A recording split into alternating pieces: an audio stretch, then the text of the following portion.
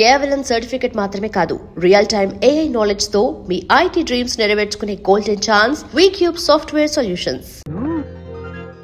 భోజనం రెడీ, రండి. ఓహో, ఇవాళ నీ చేతి వంట కాబోలు. ఏ రాగంలో చేసావు తల్లి? హిందోళలోనా అఠానాలోనా? రాగమాలికలో. ఇదేంటిది? ఒకవేళ నా వంట అటు ఇటుగా అయితే అప్పుడు మీరు పారిపోకుండా రండి. టంటరాయ్. ఏమిటి ఇవన్నీ నీ రెండు చేతులతో చేసినవేనా? నాకిప్పుడు రెండు చేతులు కాదుగా, 4. అది సరే, చేసావో తెప్పించావో అది వేరే విషయం. గెస్టులను ఎవరినైనా పిలిచావా? ఏమండి, అక్క బావగారు పిల్లల్ని తీసుకుని కొడైకెనాల్ ఎందుకు వెళ్ళారో తెలుసా? పిల్లలకి సెలవులు ఇచ్చారు గనక. అదొక్కటే కారణం కాదు, ఇంకో కారణం ఏమిటో? మనిద్దరిని ఒంటరిగా వదిలేస్తే. ఒంటరిగా వదిలేస్తే?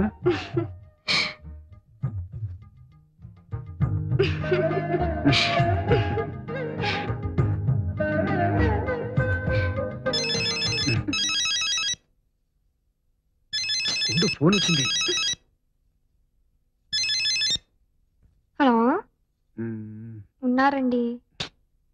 సారీ అండి, ఇప్పుడు ఆయన ఇంకో డ్యూయట్ కంపోజింగ్ లో ఉన్నారు, చాలా బిజీగా ఉన్నారు. ఇది కూడా చాలా అర్జెంట్ అండి. ఏంటండి, మీది కూడా డ్యూయట్ అండి? చెప్తానండి. ఎవరు? రాజుగారేనా? వాళ్ళకి అర్జెంట్ గా ఒక పాట చేయాలి పాపం. అన్నయ్య ఊళ్ళో ఉన్నప్పుడే చేద్దాం అనుకుంటే. చాలా థ్యాంక్స్ అయ్యా. నువ్వు మొదటగా పాడిన పాట కుడికన్ను చాలా బాగుందయ్యా. మీ అమ్మగారు ఈ పాటని టేపు అరిగిపోయేలా వింటారనుకో. నువ్వేంటి ఇలా వచ్చావు? నీ పాటలే, నీ పేరు అందరికి తెలియాలని. తెలుపుకో. తీసుకోండి. ఇప్పుడే ఇచ్చారమ్మా. చందు, చాలా బాగా పాడానమ్మా.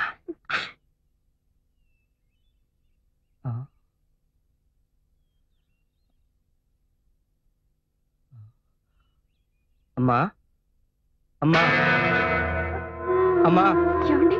అమ్మా ఏమండి? అమ్మా సార్, డాక్టర్, డాక్టర్ గారు, డాక్టర్. ఏమైంది చందు? ఏమైంది? నువ్వేం కంగారు పడుకో, నేను చూస్తాగా. ఏమైందయ్యా? ఏమైంది?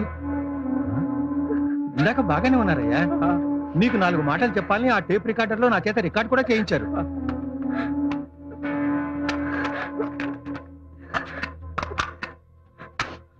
I'm sorry Chandu.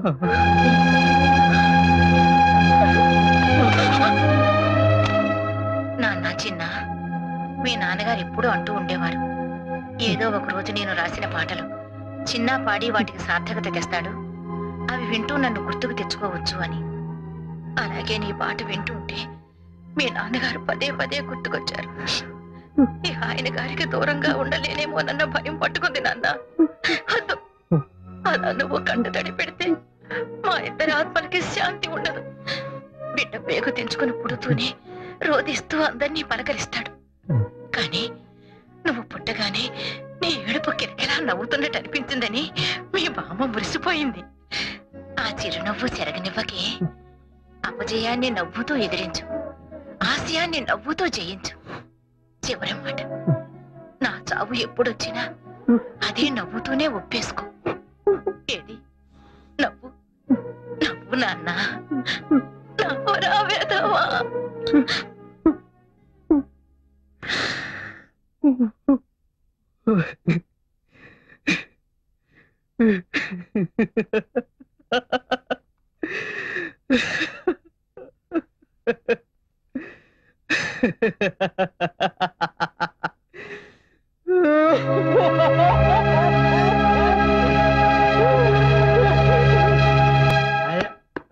సరే, తలుపు తీవే.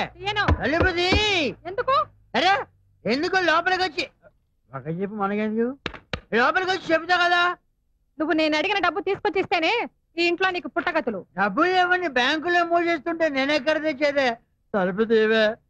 ఇలాగే ఇక్కడ అరుస్తుంటే ముష్టోన్నాను, పిచ్చి కుక్కలు పైన పడి చంపేస్తాయా?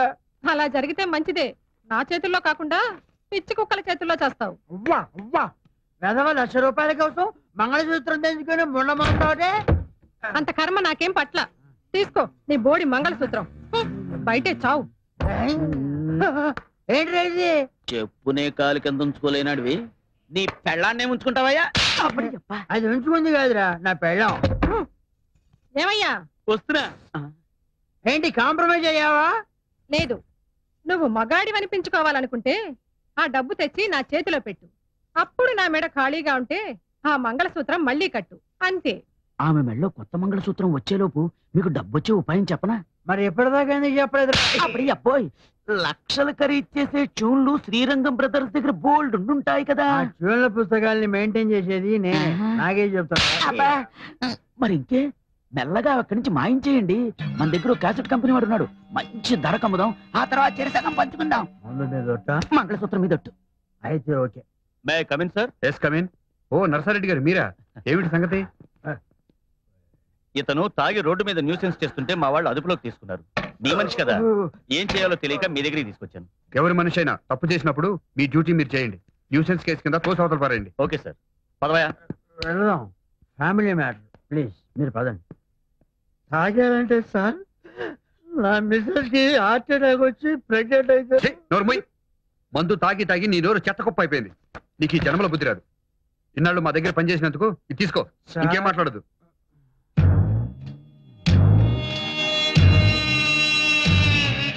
గురు బ్రహ్మ గురు విష్ణు గురుదేవ్ క్షమించండి గురుజీ. చూళ్ళ పుస్తకాలు నారాయణ నారాయణ నారాయణ.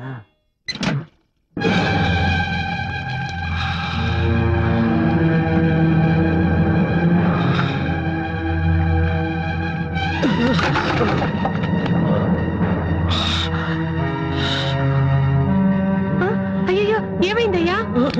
ఏంటి ఇవాళ ఎంత ఆయాసంగా కనిపిస్తున్నావు? నాకేదో భయంగా ఉంది. భయం ఎందుకే? వంటరాయిలా ఉంటే నాకేం కాదు.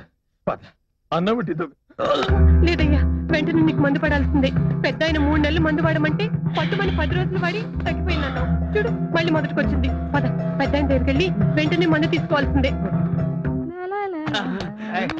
ఏమిటండి అన్యాయం? ఈ మంగళసూత్రం మీద ఒట్టేసినందుకు శ్రీరంగం వారు చూసి మంచి ధరలకు అమ్మి పెట్టారు కదా, నా వాటా నాకు ఇవ్వడానికి ఏమిటి?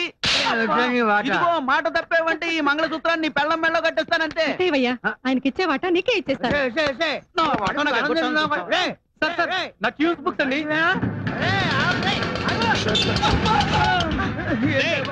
చెప్పచ్చా? ఏమయ్యా, నువ్వెక్కడికయ్యా? ఏంటయ్యా ఇలా పడిపోయావు? ఏం లేదండి, శ్రీరంగం వారి ట్యూన్స్ అమ్మి పెట్టడానికి ఒక బాగా ట్యూన్స్ కొట్టేసి నువ్వు అమ్మాలనుకుంటున్నావా?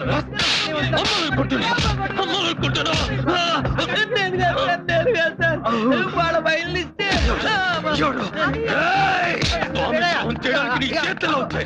వాళ్ళ దగ్గర ఎన్ని సంవత్సరాలు పనిచేసి పాలిచ్చే పొదుగునే కోత తినాలనుకుంటావా?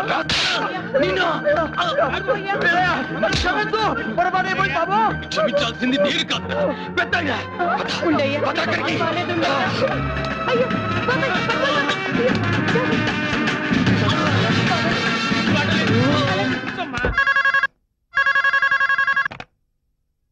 హలో,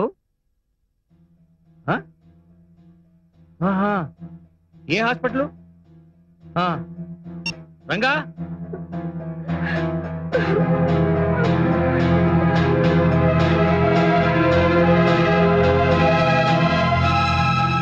అయిపోయింది బాబు గారు. హాస్పిటల్ తీసుకొచ్చేలోగా కారులోనే కాడపోయి.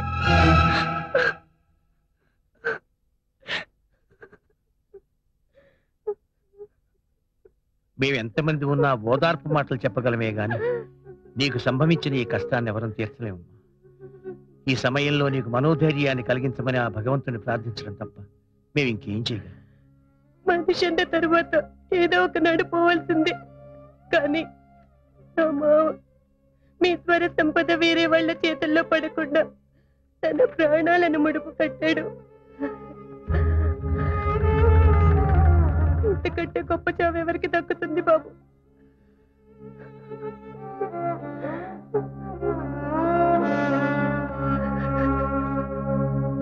జాతస్య హి ధ్రువో మృత్యుః ధ్రువం జన్మ.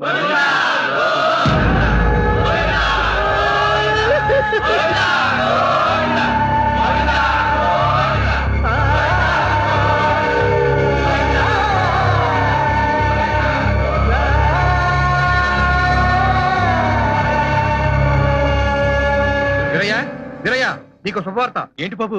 బాబు గారు పాలు. ఇప్పుడు కాదు, నిన్ను మళ్ళీ ఏ ముహూర్తంలో కలిసామో గానీ అంతా మంచి జరిగింది.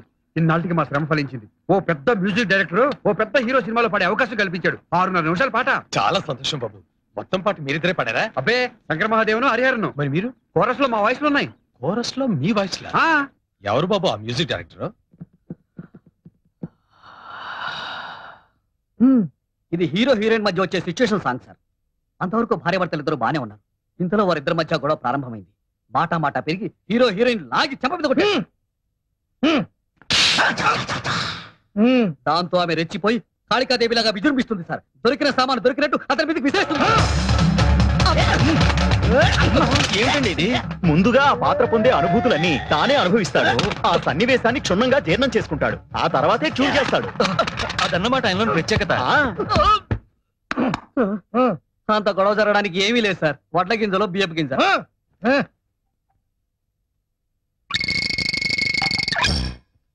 ఆ తర్వాత హీరోయిన్ తల గుడ్డ కట్టుకుని పడుకుంటుంది.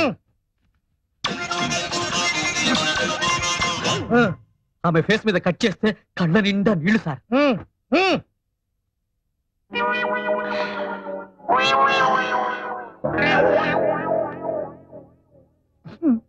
దుఃఖం పొంగుకొచ్చి బావురమంటుంది సార్. ఆ తర్వాత బ్యాక్గ్రౌండ్ సాంగ్ సార్.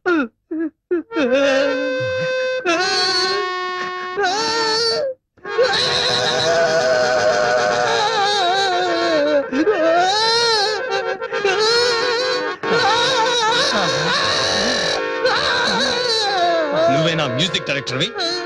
ఎవరైనా నువ్వు సార్ సీరియస్ గా ట్యూన్ చేస్తుంటే డిస్టర్బ్ చేయడానికి వచ్చావా? డిస్టర్బ్ చేయడానికి రాలేదు. వాడిని దిష్టి బొమ్మని చేసి వేలాడు కట్టడానికి వచ్చాను. రాయ్, ఇలా రారా. వీడవడండి బాబు. ఏంట్రా, అంతటి మహాపండితులు, శాస్త్రీయ సంగీతంలో దిట్టలు, వాళ్ళని కోరస్ గుంపులో నుంచబడతారు.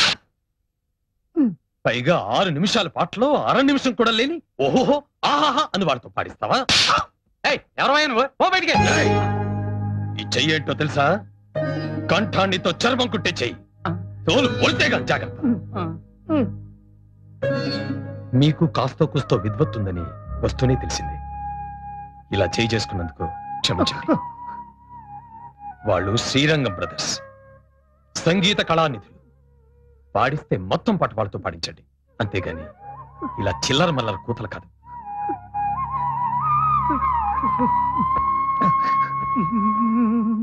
ఏమండోయ్ రూపాయలు. తర్వాత ఇస్తాలేవయ్యా. ఏమండి ఉమ్. మనం అమెరికా వెళ్తున్నాం తెలుసా? కడు బాబాయ్ అమెరికా ఏమిటి? అవును, వీలేరి? అరుకు ఏదో ఫోన్ చేయాలని అక్కడికి వెళ్ళారు. ఓ, ఏమండి మన అమెరికా సంగతి ఏంటి? అబ్బా ఏమిటి ఇదో కొత్త పిచ్చా? ఏ రంగయ్య, ఏం బోధించావు తండ్రి? అది కాదు వీరయ్య. రాయ్యా. రా కూర్చో.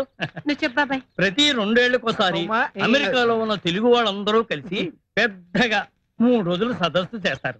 దానికి గాను మన వాళ్ళలో ఉన్న గొప్ప కళాకారుల్ని వాళ్ళే తీసుకెళ్తారయ్యా. అందుకే మన నాటకం కూడా తీసుకెళ్తున్నాం. సంగీతంలో కూడా ఆ, అలాగేనండి. మనం పాడిన పాటికి డబ్బులు రేపిస్తామన్నారు. రేపు ఏమిటి పెద్దయ్య, మీ బోటు వాడు ఈ చిల్లర మనుషుల దగ్గర పాడటం ఏంటి?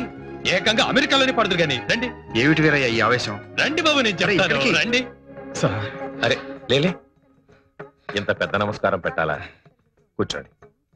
సార్, ఆ అన్నదమ్ముల గురించి ఇంత ప్రాధేయపడుతున్నానంటే వాళ్ళేదో అమెరికా చూస్తారని కాదు సార్. ఆ గంధర్వులు కురిపించే అమృతాన్ని అక్కడి మన వాళ్ళందరూ కూడా రుచి చూస్తారని. అలాగే మీరెంతగా చెబుతున్నారంటే వీళ్ళు మంచి విద్వాంసులే అయి ఉండాలి. తెలుగులో పద్యం విని చాలా రోజులైంది. ఏది కాస్త ఈ పద్యం వినిపించండి. నువ్వు పాడన్నయ్యా. పర్వాలేదు, పాడు. సమానమెవ్వరు నీకిలా ఉమారమణ పాహి పాహి ఓయి శ్రీచరణ రమా వినోది వల్లభ నమామి స్వర సుమాభరణ నాద సదన శృతిధన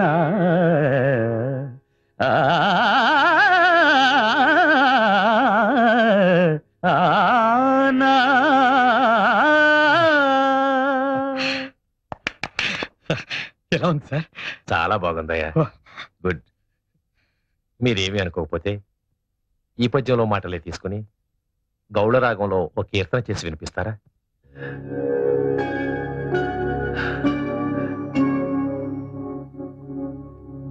ఏమిటి విందామా? అలాగే. నీకు ఇక్కడే ఈ ఊళ్ళోనే ఉండాలనిపిస్తే మాతో పాటే మా ఇంట్లోనే ఉండు గాని మా తోబుట్టు అనుకుంటాం. ఇన్నాళ్ళు మీరిద్దరూ పెద్ద మనసున్న మనుషులే అనుకున్నాను బాబు. కానీ ఆనాడు మీరే ఆయన స్వయంగా సాగనంపినప్పుడు మనిషి రూపంలో ఉన్న దేవుళ్ళు అనిపించింది. ఈనాడు మీ తోబుట్టువుగా నన్ను మీ ఇంటికి రమ్మన్నప్పుడు మీరు ఆయన గుండెల్లో దాచుకున్న రామలక్ష్మణులే ఇక్కడ ప్రత్యక్షమైనట్లు అనిపిస్తుంది బాబు. ఈ జన్మకిది చాలు బాబు. ఆయన గుర్తుగా ఇక్కడే ఉంటాను. ఇలా కాలం గడిచిపోనివ్వండి. అవునండి, చందు గారు మేనేజర్ నే మాట్లాడుతున్నాను. ఏంటి అవునా కాదని కన్ఫర్మ్ చేసుకుంటున్నారా? చేసుకోండి ప్లీజ్. నా టైం మాత్రం వేస్ట్ చేయకండి. ఫోన్ పెట్టేసేయండి ప్లీజ్. சொல்லுங்க. ஒண்ணும் இல்லையம்மா, நாளைக்கு எங்களுக்கு ரிகார்டிங் தியேட்டர் கிடைச்சது. எப்படியாவது சந்திர சார் கால் ஷீட் அட்ஜஸ்ட் ஆச்சுன்னா. நாளைக்கா? ஆமா. Thursday 24th. ஆமா. அடடே, என்னம்மா நாளைக்கு ஃபுல் டே பிரைவேட் ஆல்பம் பண்றாரு. எப்படி அப்பா? எப்படியாவது தயவு செஞ்சு நாளைக்கு ஒரு கால் நீங்க கவலைப்படாதீங்க, நான் பாத்துக்கிறேன். நன்றி. പറയൂ. எந்த படத்துக்கு சார் மியூசிக் டைரக்ஷன் பண்ணலாம்? ആദ്യത്തിൽ ഞാൻ തരാം. I see.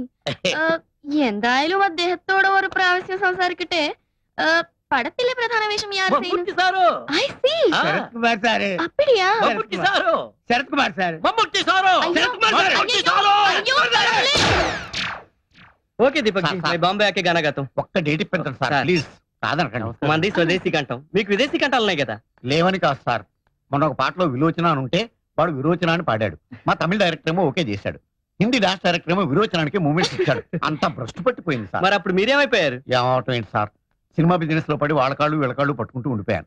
ఈ ఆఖరి పాట ఒకటి పాడి పెట్టారంటే గట్టెక్కేస్తాను. మీ రెమ్యునరేషన్ మీకు ఇచ్చేస్తాను పువ్వులో పెట్టి, బిజినెస్ అయ్యాక. అలాగేనండి. మీరు ఒక్క పైసా కూడా ఇవ్వక్కర్లేదు సార్. బుజ్జి, ఆయనకి డేట్లు చెప్పు. నమస్కారం. బాజీ. आप फिक्र मत करना, मैं देख लूंगी. ठीक है? శుక్రియా. సురేఖ, ఏంటండి? ఇందులో 10,000 తక్కువగా ఉన్నాయి. ప్రొడ్యూసర్ ఎంత ఇస్తున్నానని చెప్పాడు? 2 లక్షలండి. కొత్త నెక్లెస్ ఒకటి ఆర్డర్ చేసి దానికి అడ్వాన్స్ గా 10,000 కట్టాను. అన్నయ్యతో ఒక మాట చెప్పావా? మీరు పంపించారని చెప్తే మీ డబ్బే అనుకున్నాను. ఇక్కడ మీది మాది అంటూ ఏదీ లేదు, అంతా మనదే.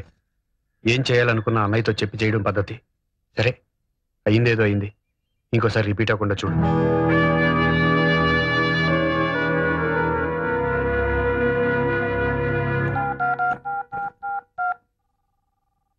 హలో. హలో. అమ్మా, నాన్న లేరా? ఏ, నాకు చెప్పకూడదా? చెప్పు. నాకు 10,000 అప్పుగా కావాలి. మీ ఆయన 2 చేతులా సంపాదిస్తున్నాడు. ఆఫ్టర్ ఆల్ 10,000 కూడా నీకంటూ లేవనమాట. ఆహా, ఎంత వైభవంగా ఉందే నీ కాపురం. మేడం, రంగా గారు ఉన్నారా?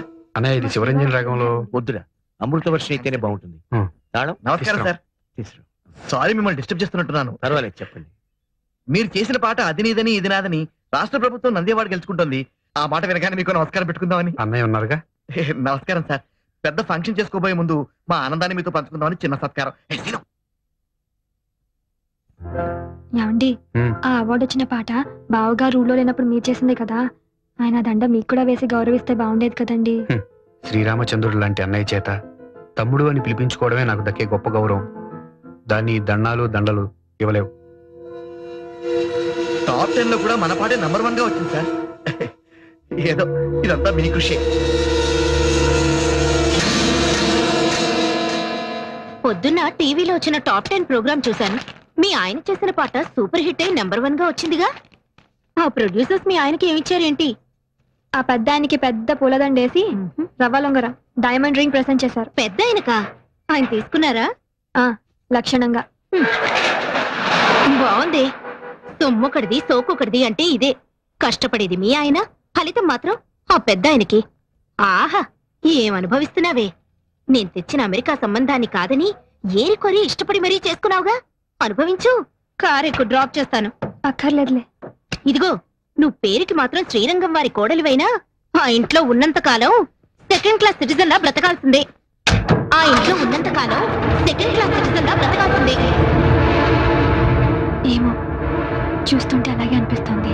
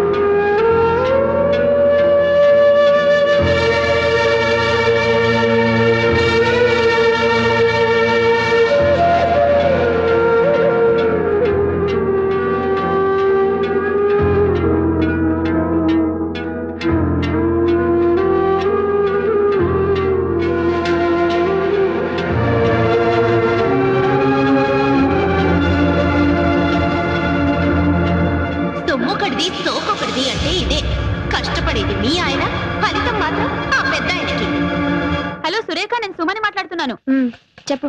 చాలా గుడ్ న్యూస్, వింటే పొంగిపోతావు. ఏమిటట? మీ బావగారికి ప్రభుత్వం పద్మశ్రీ ఇచ్చింది. మాకు ఢిల్లీ నుంచి ఇప్పుడు ఇన్ఫర్మేషన్ వచ్చింది. శ్రీరంగం బ్రదర్స్ కి వచ్చిందా? ఒక మా బావగారికి వచ్చిందా? బాగుంది. స్టేజ్ మీద అయితే ఇద్దరికి తలోదండా వేస్తారు గాని పద్మశ్రీ కూడా ఇద్దరికి చెరో సగం పంచుతారనుకుంటున్నావా?